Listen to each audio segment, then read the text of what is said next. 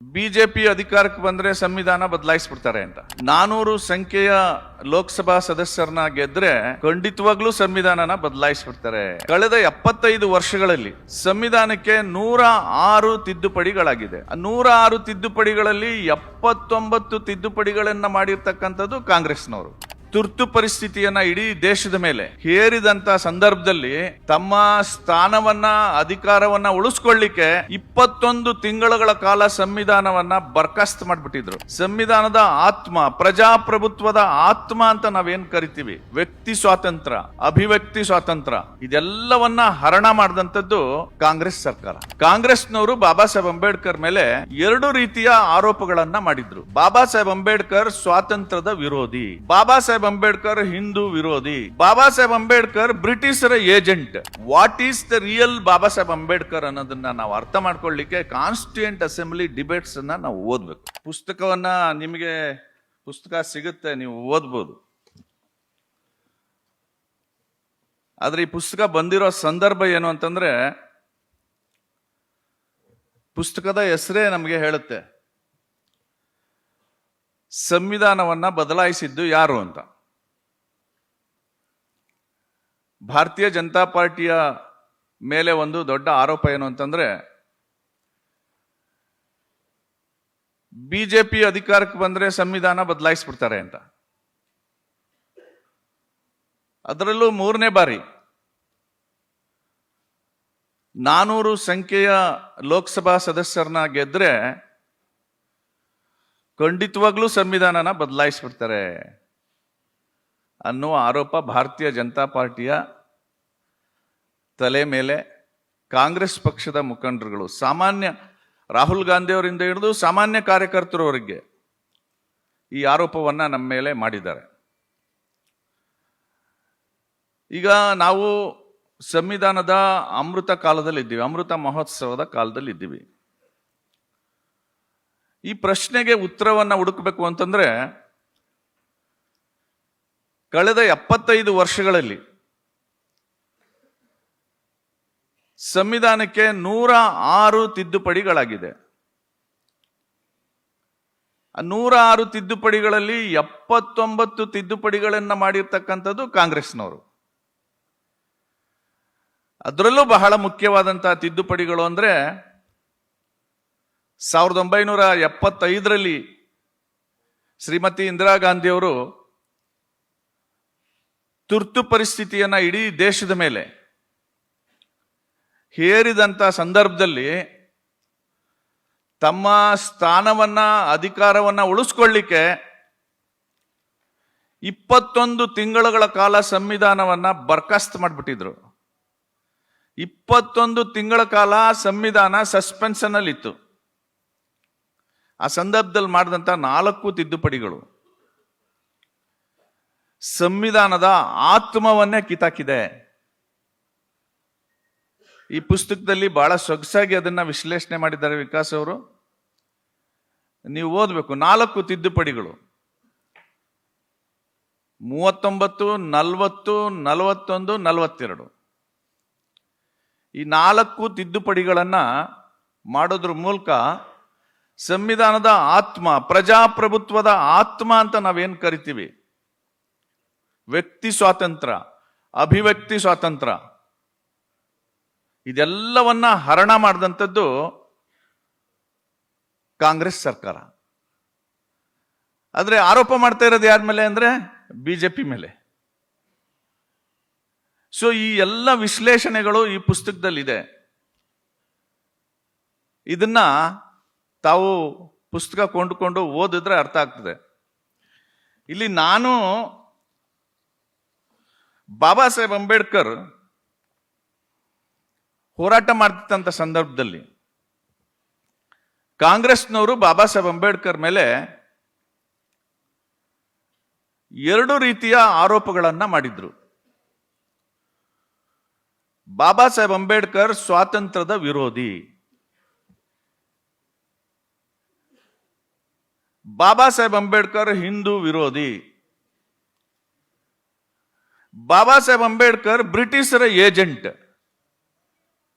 ಈ 3 ಆರೋಪಗಳನ್ನ ಮಾಡಿದವರು ಯಾರು ಅಂತಂದ್ರೆ ಕಾಂಗ್ರೆಸ್ನವರು. ಹೌದಾ ಅಥವಾ ಅಲ್ವಾ ಅಂತ ನೋಡ್ಲಿಕ್ಕೆ ಬಾಬಾ ಸಾಹೇಬ್ ಅಂಬೇಡ್ಕರ್ ಅವರು ಸಂವಿಧಾನ ರಚನಾ ಸಭೆ ಒಳಗಡೆ ಭಾಷಣ ಮಾಡಿದಾರಲ್ಲ, ಕೊನೆಯ 2 ಭಾಷಣಗಳು ಅದನ್ನ ಓದಬೇಕು. 1920ರಿಂದ 1916 ಅಂದ್ಕೊಳ್ಳಿ, ಕಾಸ್ಟ್ ಇನ್ ಇಂಡಿಯಾ ಅನ್ನೋ ಪುಸ್ತಕ ಬರೆದ ಮೇಲೆ 1916ರಿಂದ 1956ವರೆಗೆ ಅವರು ರಚಿಸಿರ್ತಕ್ಕಂಥ 22 ಸಂಪುಟಗಳಲ್ಲಿ ನಾವು ಏನ್ ಕಾಣ್ತೀವಿ ಅಂತಂದ್ರೆ, ಈ ದೇಶದ ಸಾಮಾಜಿಕ, ಆರ್ಥಿಕ, ರಾಜಕೀಯ, ಧಾರ್ಮಿಕ ವಿಶ್ಲೇಷಣೆಯನ್ನ ಕಾಣ್ತೀವಿ ನಾವು. ಅದು ಎಂತ ವಿಶ್ಲೇಷಣೆ ಅಂತಂದ್ರೆ ವಿಮರ್ಶನಾತ್ಮಕ ವಿಶ್ಲೇಷಣೆ. ಯಾವುದು ತಪ್ಪು ಯಾವುದು ಸರಿ ಅನ್ನೋದನ್ನ ಆಧಾರ ಸಮೇತ ಮಾತಾಡಿದ್ದಾರೆ. ಇದನ್ನ ನಾನು ಹೆಂಗೆ ಪರ್ಸ್ಯೂ ಮಾಡ್ತೀನಿ, ನಾನು ಹೆಂಗೆ ಗ್ರಹಿಸ್ಕೋತಾ ಇದ್ದೀನಿ ಅಂತಂದ್ರೆ, this is a critical analysis of socio political and economic religious life of this country. It was a critical analysis. ಒಬ್ಬ ಸಂಶೋಧಕರಾಗಿ ಈ ಕೆಲಸವನ್ನ ಮಾಡಿದ್ದಾರೆ. ಯಾಕೆ ಮಾಡಿದ್ದಾರೆ ಅಂತಂದ್ರೆ, ಎಲ್ಲೆಲ್ಲಿ ಬದಲಾವಣೆ ಆಗ್ಬೇಕು ಆ ಬದಲಾವಣೆಯನ್ನ ಮಾಡ್ಲಿಕ್ಕೋಸ್ಕರ ಈ ಅನಾಲಿಸಿಸ್ ಮಾಡಿದ್ದಾರೆ. ಬಟ್ ನಾವು ಅರ್ಥ ಮಾಡ್ಕೋಬೇಕಾಗಿದೆ, that itself is not Baba Saheb Ambedkar. What is the real Baba Saheb Ambedkar ಅನ್ನೋದನ್ನ ನಾವು ಅರ್ಥ ಮಾಡ್ಕೊಳ್ಳಿಕ್ಕೆ ಕಾನ್ಸ್ಟಿಟ್ಯೂಯೆಂಟ್ ಅಸೆಂಬ್ಲಿ ಡಿಬೇಟ್ಸ್ ಅನ್ನ ನಾವು ಓದ್ಬೇಕು. ಆ ಡಿಬೇಟ್ಸ್ ಅಲ್ಲಿ ಬಾಬಾ ಸಾಹೇಬ್ ಅಂಬೇಡ್ಕರ್ ದೇಶದ್ರೋಹಿನ, ಸ್ವಾತಂತ್ರ್ಯ ವಿರೋಧಿನ, ಹಿಂದೂ ವಿರೋಧಿನ ಅನ್ನೋದು ಕಾಣಿಸುತ್ತೆ. ನೋಡಿ, ಇದಕ್ಕೆ 1-2 ಉದಾಹರಣೆ ಕೊಡ್ತೀನಿ ನಿಮಗೆ.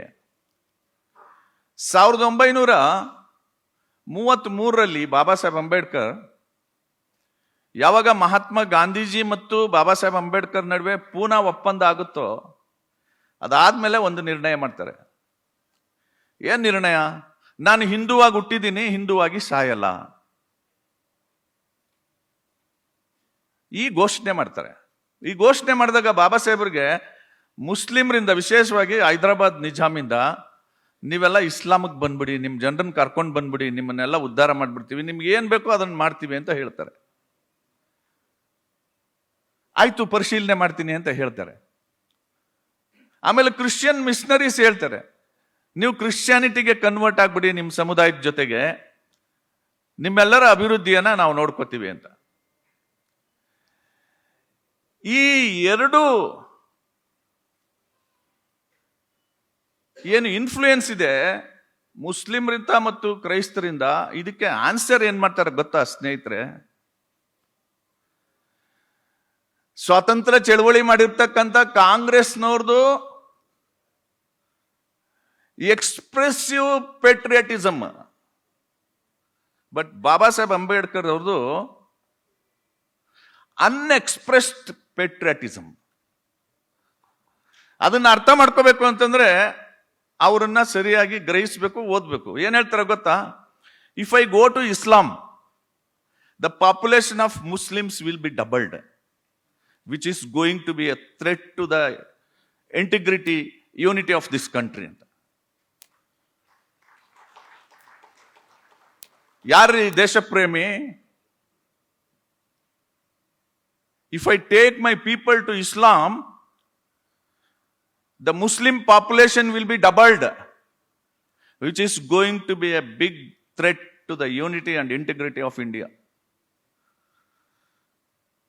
ಮಹಾತ್ಮ ಗಾಂಧೀಜಿಯವರ ಆತ್ಮಸಾಕ್ಷಿಯನ್ನ ಒಂಚೂರು ನಾನು ಕೇಳ್ತೀನಿ. ಏನ್ ಹೇಳಿದ್ರು ಮಹಾತ್ಮ ಗಾಂಧೀಜಿ? ಭಾರತ ಪಾಕಿಸ್ತಾನ ವಿಭಜನೆ ಆಗೋದಾದ್ರೆ ನನ್ನ ಹೆಣದ ಮೇಲೆ ಆಗ್ಬೇಕು ಅಂತ ಹೇಳಿದ್ರು. ಆದ್ರೆ ಮಹಾತ್ಮ ಗಾಂಧೀಜಿಯವರು ಬದುಕಿರುವಾಗಲೇ ಭಾರತ ಪಾಕಿಸ್ತಾನ ವಿಭಜನೆ ಆಗೋಯ್ತು. ನಾನು ಮಹಾತ್ಮ ಗಾಂಧೀಜಿಯವರ ಆತ್ಮಕ್ಕೆ ಪ್ರಶ್ನೆ ಮಾಡ್ತಾ ಇದ್ದೀನಿ. ಅಸ್ಪೃಶ್ಯರಿಗೆ ಪ್ರತ್ಯೇಕ ಚುನಾಯಿಕೆಗಳನ್ನ ಕೊಡಬೇಕು ಅಂತ ಹೋರಾಟ ಮಾಡುವಾಗ ಬ್ರಿಟಿಷರಿಂದ ಅದನ್ನ ಪಡ್ಕೊಂಡಾಗ ಮಹಾತ್ಮ ಗಾಂಧೀಜಿ ಮಾಡಿದ್ದೇನೋ ಆಮರಣ ಅಂತ ಉಪವಾಸ.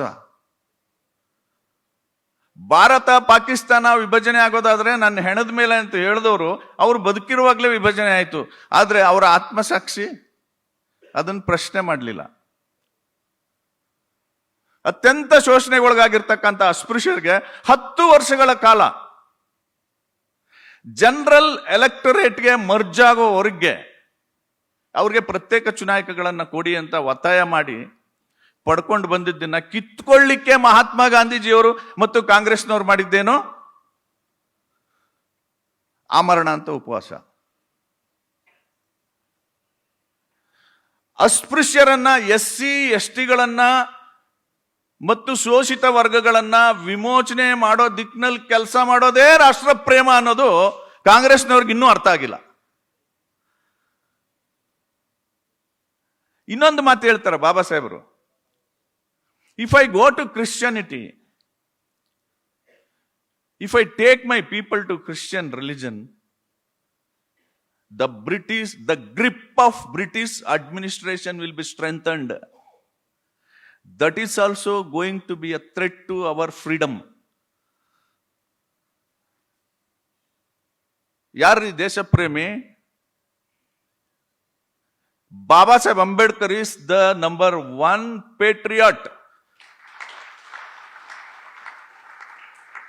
ಇದನ್ನ ನಾವು ಇಡೀ ನಮ್ಮ ಸಮುದಾಯಗಳಿಗೆ ಮನವರಿಕೆ ಮಾಡಬೇಕಾಗಿದೆ.